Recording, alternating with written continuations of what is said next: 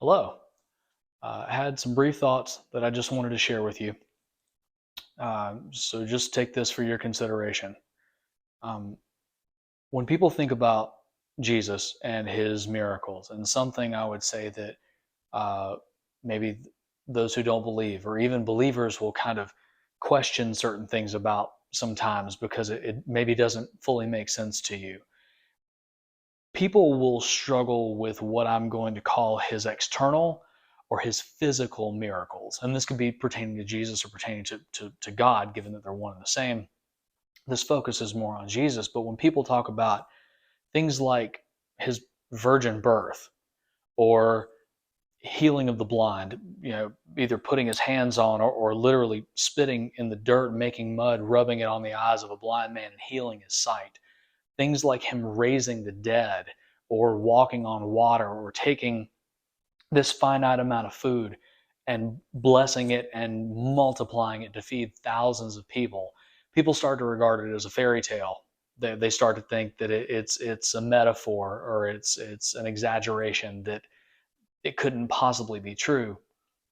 But the interesting thing is that what I'm going to sort of mark as his internal miracles or his spiritual miracles, that which is ingrained in his teaching, people, even who are not remotely professing Christians, don't have as much of a problem with when you think about something like the teaching that to hate someone is a spiritual equivalent of murder, or to lust after someone is a spiritual equivalent of committing adulteries. Things like being called to love your enemies, or the idea that treasure that you are laying up in heaven far, far outweighs anything that you could have on this earth.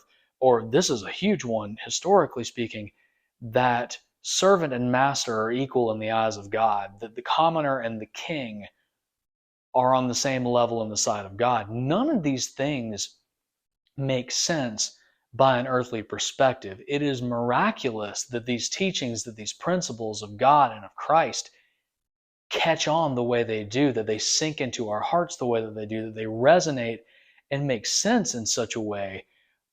But people separate the two of them. So next time you're reading the Bible or having a discussion or just contemplating it, or you hear something about it and you think about the miracles of Christ, don't separate the two, because they're not two different things. And one is just as miraculous as the other and just as validating to his ministry and his deity and the just awesome perfection that exists in Christ. So, those are my thoughts. Just wanted to share those with you.